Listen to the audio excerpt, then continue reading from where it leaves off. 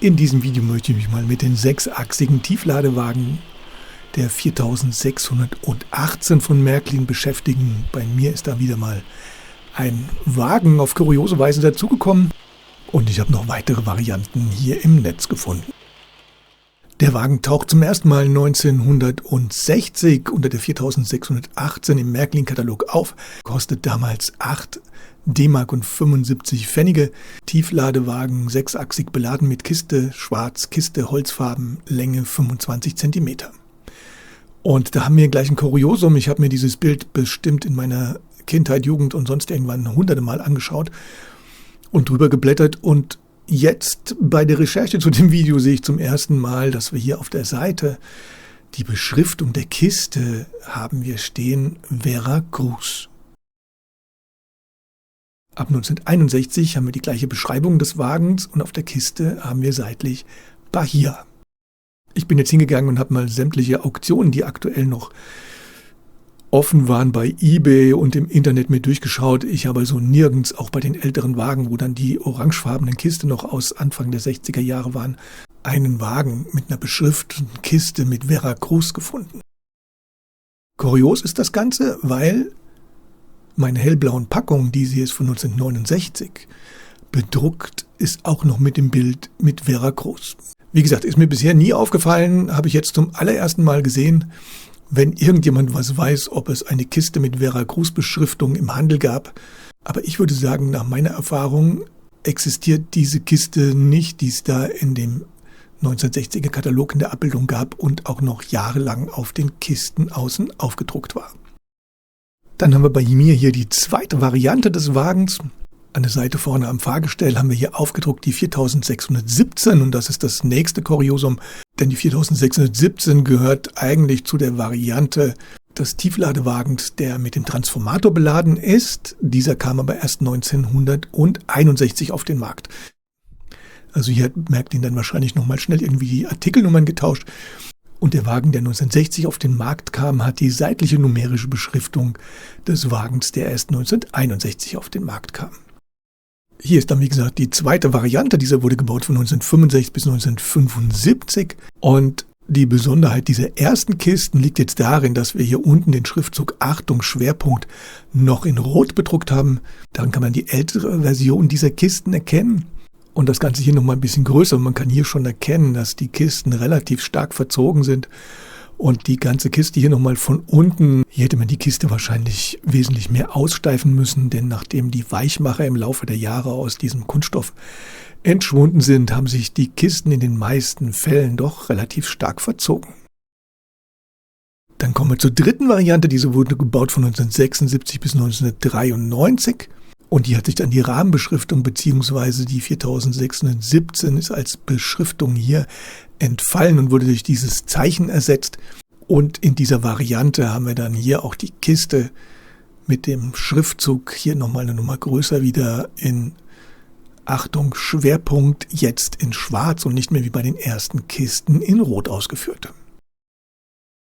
Dann haben wir die vierte Variante, diese wurde von 1994 bis 2001 produziert von Märklin, die russische Beschriftung der Kiste. Der Rest des Wagens ist komplett gleich geblieben, das heißt, man kann hier erkennen, dass die Fahrgestellbeschriftung weiterhin der DB entspricht und dass nicht durch die russische Kiste jetzt auch in einen russischen Wagen geändert wurde. Und hier kommen wir dann sozusagen zu meinem ersten Sondermodell. Hatte ich in einem anderen Video schon mal erwähnt, hatte damals die Anzeige bei eBay gesehen für 10,50 € mit der SMDV-Kiste beladen. War damals ganz angetan, weil ich diese Kiste vorher noch nie gesehen habe und für 10,50 € kann man da ja nichts falsch machen. Also habe ich mir diesen Wagen damals gekauft. Der Wagen hat eine ziemlich überbreite Holzkiste oben aufgesetzt mit dem SMDV-Logo. Wenn man die Kiste herausnimmt bzw. hochnimmt, kann man sehen, dass wir hier unten nur diese beiden Querstangen drunter haben, die in die Längsträger des Wagens passen und damit einen ziemlich guten Halt ergeben.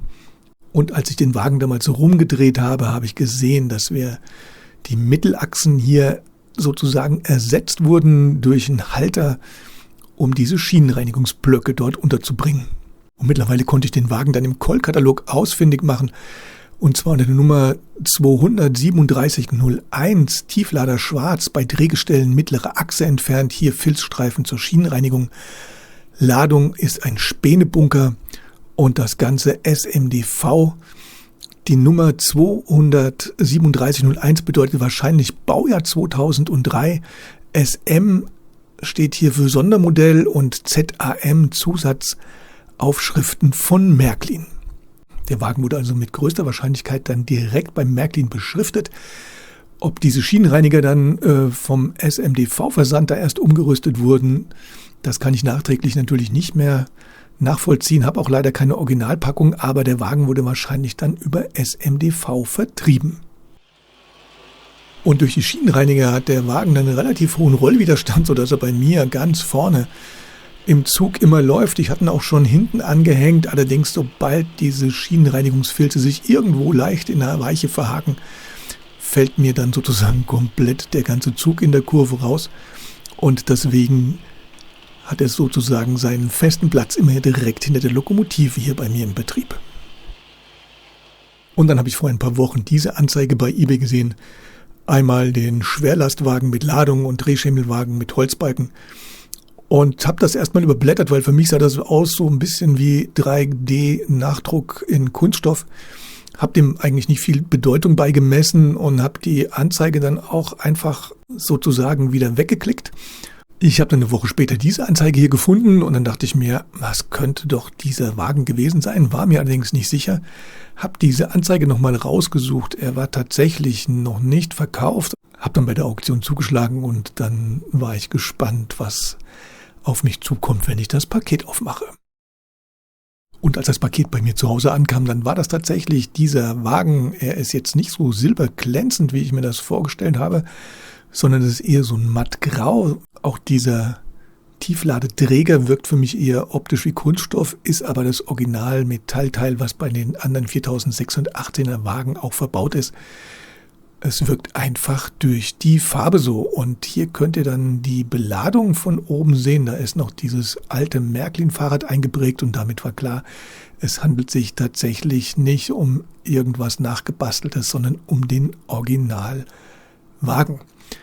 Hier seht ihr das Gewicht nochmal, beziehungsweise die Beladung nochmal von unten und ihr seht diese Aussparung, die wir hier im Boden haben und die passt nachher exakt in den Metallträger unten rein, sodass das Ladegut hier einen extrem guten Halt hat. Ich habe dann dieses Ladegewicht oder diesen Barren hier mal auf die Waage gelegt, denn der ist richtig schwer und wiegt tatsächlich 181 Gramm und ist damit so schwer wie eine kleine Lokomotive.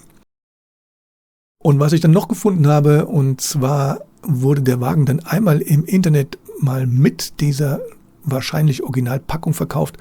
Und dann gab es hier auf die Standardpackung des 4618er Wagens wahrscheinlich nur diesen silbernen Aufkleber mit Sonderausführung Metalltechnologie Schau von 1990.